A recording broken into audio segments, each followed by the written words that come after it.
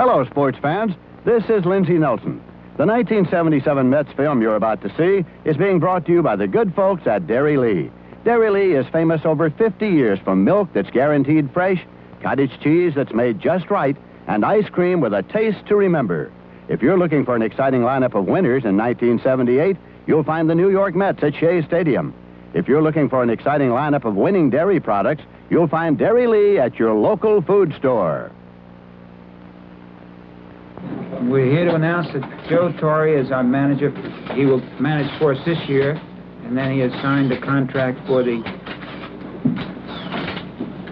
78 and 79 season. Before you've talked to the players, about what kind of changes you think you can make as a manager to make this team better? Well, the only thing I would like to do is just put a lineup out there and see what happens. And, you know, as far as changes, I know the kind of personnel we have, and I know what I'd like to try to do, and I'm just going to try to do it. I'm going to put a lineup out there and try to let them stay there for a while and just see if they produce. Joe Torre was some kind of producer himself. His final Major League home run came on April 13th in a pinch-hitting role against the Cardinals. It was home run number 252 in a glorious playing career that began in 1961 with the Braves. An all-star selection 9 times, Torre was a catcher, a third baseman, and a first baseman, displaying versatility and durability that made him a super asset to the Braves, Cards, and Mets. Torre's greatest season ever was 1971, when he led the National League in 4 hitting departments, including a .363 batting average, and was a runaway winner of the league's Most Valuable Player award. His final at-bat on June 17th concluded a truly magnificent career as a player and ended his dual role as player-manager. It began his new career as manager Joe Torre. Joe's wife, Danny, prefers the role of manager's wife. I'm a much better manager's wife than a player's wife. I find the anxiety much less now. I couldn't really handle the 0-for-4 games with the losing games. And one thing for sure is win or lose, this is where we want to be. So I just like baseball and hoping the Mets do well. The Torres enjoy horseback riding as a family activity to relax and spend time together. With the corral as a background, Joe reflects upon his retirement. I tell you, I never dreamed that quitting baseball, retiring from baseball, would be as easy as it was. The transition from being a player to being a player manager to being a manager was very easy for me. The Mets' immediate reaction to manager Joe Torre was a resounding victory, celebrating his inaugural with a 6-2 win over the Montreal Expos. The Mets offense rapped out a dozen base hits, including 4 for extra bases. With a letter-perfect defense behind him, Craig Swan picked up the victory with late-inning relief from Bob Apodaca. The Mets proceeded to play their most inspired period of baseball since 1973, going on to capture 7 out of 8 games in the 10 days following Torre's appointment. Though pleased with his early success, Joe Torre was committed to an overall plan for the Mets' future, with the accent on youth.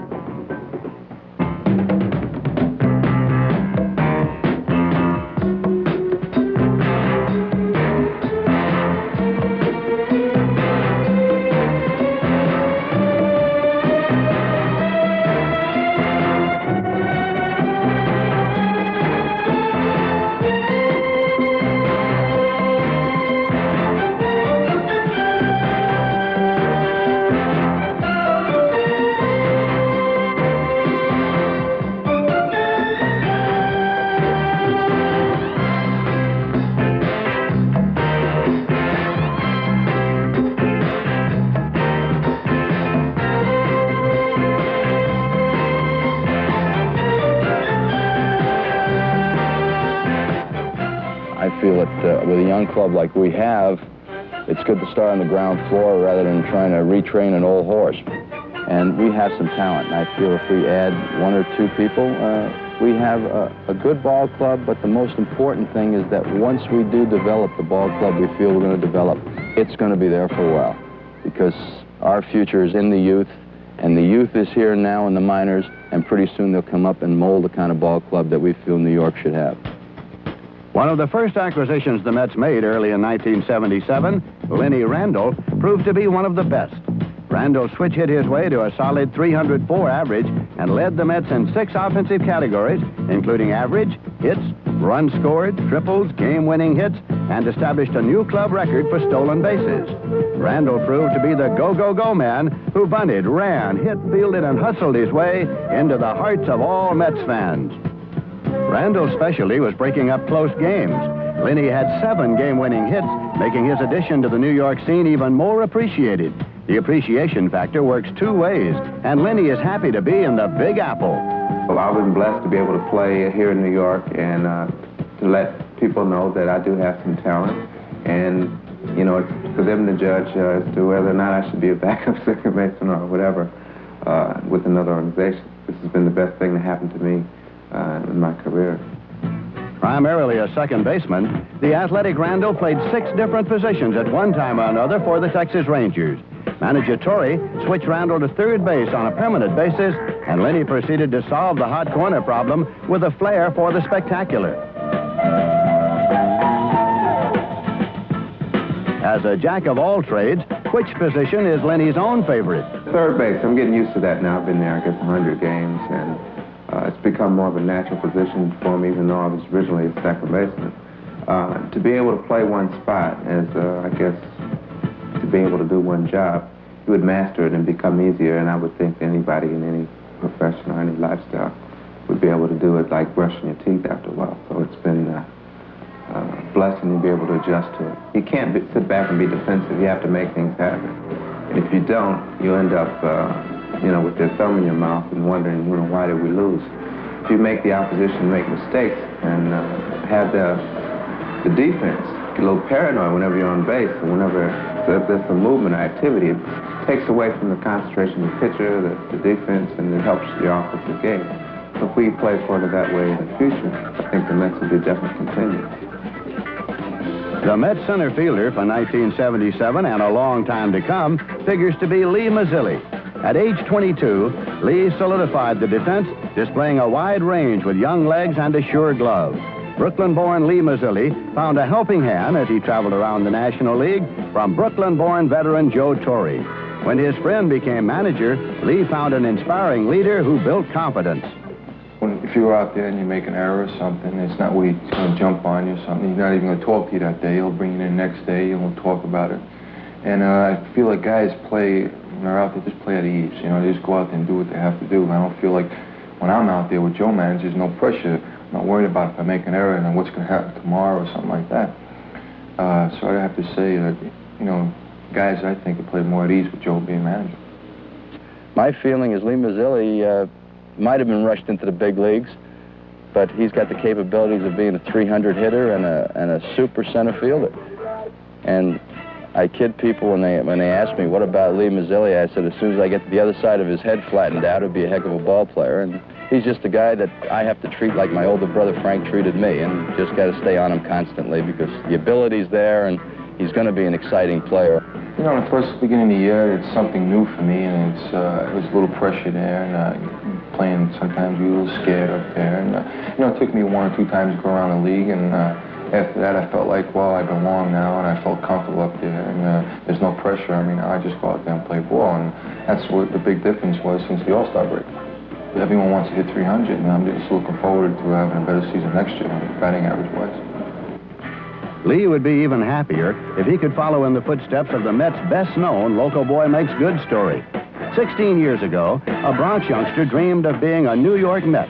And that dream not only came true, it continues to grow. And veteran Ed Kranepool has now played in more than 1,600 games for the Mets.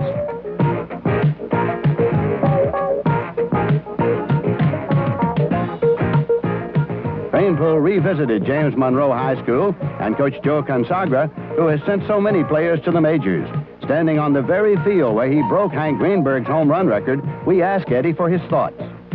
One thought that you never expect to happen was to play 16 years professional baseball. And, of course, I started in 1960 on this field, and 1962 was my last game. And I think, as you can see, the kind of conditions we played on in the Bronx weren't the best, but, of course, you made the most of the opportunity. And I tell you, it gives you a funny thought to look at the old buildings around where you used to hit home runs, where you used to see guys playing. And I tell you, it's a great feeling to know that you started from the bottom and you worked your way up on top. The Mets are struggling now, but I think we'll be on top again. My expectations of myself was to make it to professional leagues. I was fortunate in the 60s that a new organization was being formed, the Met organization. I signed with them in 1962. I'll never regret that fact.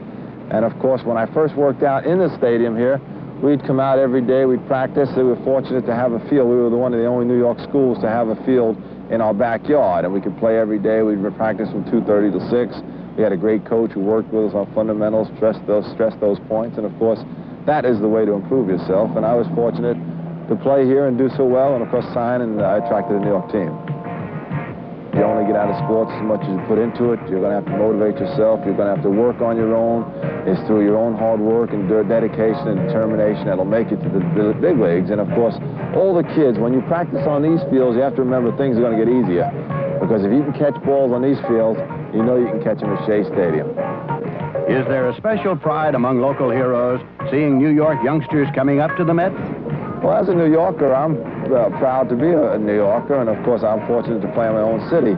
And anytime New York boys can make it and join their own organizations, their own teams, help their team win, it's a tremendous feeling, because too many things are written about New York, how bad it is, how depressed it is, and really it's not. It's what you make of a situation, and a lot of the New York boys have the opportunity if they just want to put the effort to improve themselves. And I'm fortunate that I was part of a New York program.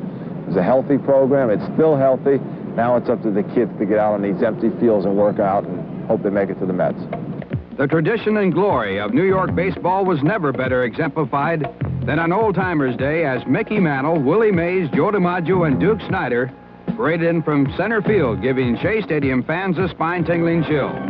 The theme of the 16th annual Old Timers Day was World Series thrills. And here's Joe DiMaggio's final home run in 1951 at the Polo Grounds.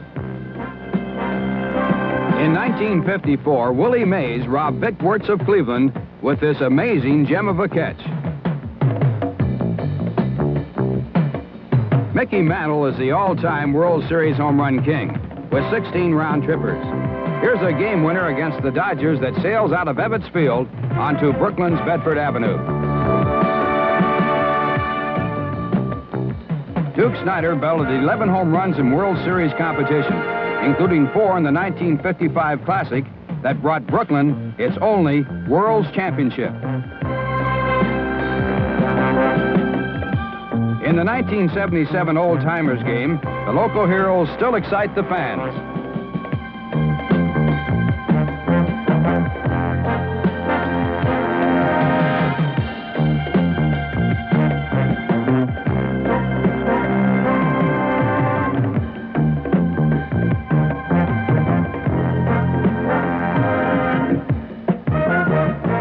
Special events at Shea Stadium provide a variety of mementos and memories during the course of a season, from Helmet Day to a model airplane exhibition that could have made Snoopy and the Red Baron envious.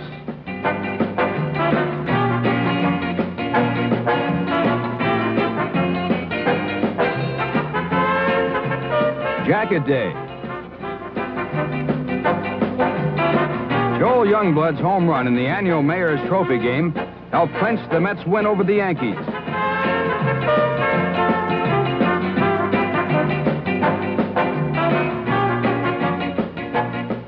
The Parade of Banners makes Banner Night another eagerly anticipated event, along with T-Shirt Day and the Players' Family Day.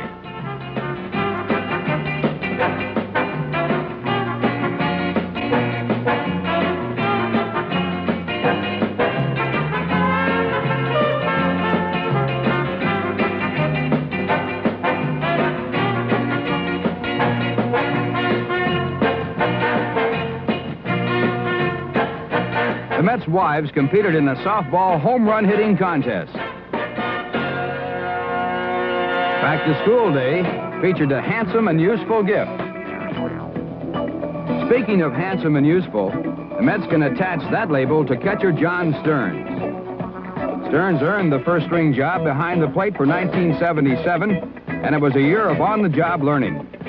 John picked up his lessons well, leading the team in doubles and walks, while also setting a new club record for home runs by a catcher. I really am still learning about how to go out every day and play to my potential. I've had some big ups this year, and I've been down quite a bit too, so what I've got to do is take this season and gain from it. Basically, I learned a lot. It was a learning experience in '77. I think that we as a group and myself as an individual can only gain from the experience. I've got to take it in a positive manner. One very positive item for John Stearns was his selection to the 1977 National League All-Star team. Quite an honor for a second-year player. The name Stevie Wonder is well known to all contemporary music fans as one of the most celebrated artists of the 70s. But at Shea Stadium, Stevie Wonder has a meaning all its own. The June 15th trade, which I've come to refer to as the Steve Henderson trade, is the beginning and was the beginning of what the Mets' future is going to be like. You know, Steve is a Willie Mays type player to me. He's got the enthusiasm, wants to play, and he's got the ability to go with it. You know, Tom Seaver is the best pitcher in the game right now. But Tom Seaver is one person pitching once a week for a club that needed more help than Tom Seaver. So we've got a Pat Zachary, we got a Doug Flynn, we got a kid for the future in Dan Norman, and maybe the immediate future. Because Steve Henderson to me and all these guys are going to be the future of our ball club. Playing in just 99 games, Steve Henderson finished second by just a single vote in the race for National League Rookie of the Year, as he led the Mets in runs batted in, tied for the club lead in home runs, and had 6 game-winning hits. Joe was bringing me up slowly in the lineup, and I feel real good about that because then I didn't have to accept all the pressure that the news media and everything had been putting on me. So really what I did was just, the way he brought me up, I really appreciate it because I played better ball then. So I just felt I just wanted to give him every benefit to start out well, because I know how it is. Starting out well makes it a lot easier to perform, and I couldn't have asked Steve to perform any better for us than he did. For Shea Stadium being a great home run park because, for far as I'm concerned, the ball carrier is real good here. Even if you hit a ball, with the lively ball we're using this year, hit a ball off in this air the way it's carrying, at least for me, the ball will carry, real good. And I like Shea Stadium because you can hit it in any part of the field and it seems like the ball just carries for you. Steve Henderson and the Mets fans became fast friends between June 15th and the end of the season. Steve received a standing ovation his first time at bat following the trade, and then he proceeded to earn his future ovations with solid hitting and hustling play. Well, my opinion on the Mets fans that I really love them. Ever since even the bad times I have, they stuck with me all the way through. And even though, Tom Seaver was the favorite around here, it seemed like they give me a little more credit than I really deserve, and I really appreciate that. And for as a fan, I just love them, all of them. Steve would like to emulate a Hall of Fame performer. A baseball hero, as far as I'm concerned, it can't be no one but Roberto Clemente, because as far as I'm concerned, I try to pattern myself after him, because he always give 100% either on the field or off the field. And as far as hitting the ball to all fields, that was another trademark of his.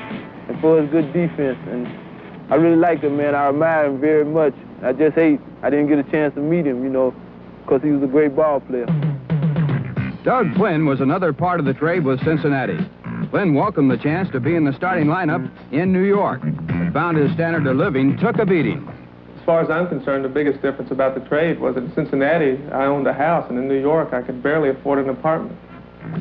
Housing problems aside, Florida's instructional league was a busy place as the Mets looked for more mileage from Bruce Boisclair. So I just sent Bruce down to be able to work at another position, and Phil Cavaretta, who's working with him over there, seems to think he took to it very, very nicely. So the time I was down there, I felt it would be no problem for him because Bruce got good hands, and being left-handed, it just seems to me that first base was made for a left-handed fielder.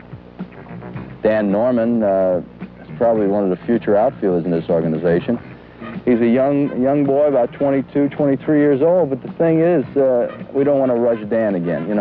If he's going to be in the big leagues, he's going to be a regular. And it's tough to keep a 22-year-old kid on the bench, and this is the reason Steve Henderson was kept in the minor leagues at Cincinnati, because it was waste to keep him up on the bench. He just doesn't learn anything not playing. One reason Dan Norman will find it difficult to get playing time is the Mets signing of free agent Elliot Maddox.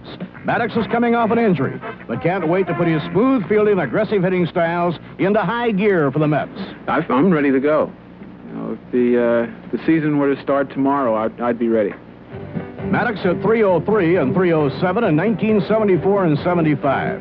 He'll be a welcome addition to the 1978 Mets lineup, as will the exciting talents of Willie Montañez. Montañez comes to the Mets after 4 consecutive years of solid hitting, averaging .303 and 83 RBIs per season since 1974. His flashy glove work makes him a favorite of fans throughout the league. The Mets have reacquired Tim Foley, their #1 draft choice in 1968. A 7-year veteran, Foley is still just 27 years old. Foley, plus Bobby Valentine, Doug Flynn, and Bud Harrelson, give the Mets great infield depth. Tom Grieve comes to New York from Texas. A hard-hitting 29-year-old outfielder, Grieve belted 20 home runs and collected 81 RBIs for the Rangers in 1976. The Mets pitching staff has a brand new look, too. And one of the most pleasant surprises of the 77 season was the pitching of Nino Espinosa. Nino Espinosa, now there's, you talk about a bright spot. You knew he was going to be a beauty, and he's my pitching coach, Rube Walker's pet, I guess you could say. He just pitched well, and there's one thing we could say about Nino. He's the only one that won in Pennsylvania for us this year. We had 2 wins in Pennsylvania, and Nino had both of them. We won 1 game in Pittsburgh and 1 game in Philadelphia. Espinosa's win over the Phillies was a sparkling 3-hit shutout that delayed the Philadelphia pennant clinching and gave the 24-year-old Nino the Mets' leadership in complete games. The Mets' new-look pitching staff has the good young arms. Pat Zachary, age 25. Craig Swan's age matches his uniform number, 27. Bob Apodaca is also 27. Jackson Todd, 26 years old.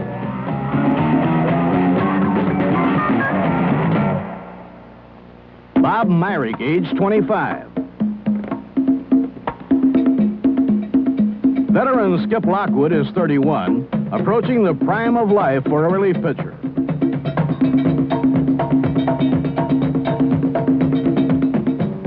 The dean of the Mets staff is Jerry Koosman. And Jerry had the distinction of being the Mets hurler involved in what had to be the weirdest happening of the 77 season. It was a night game at Shea against Chicago. After a shaky beginning, Koosman and the Mets settled down, and a Mike Vail home run cut the Cubs' lead to 2-1. Now the home crowd was being treated to a close, well-played, exciting ball game, and Jerry Koosman was striking out Cub hitters with amazing regularity.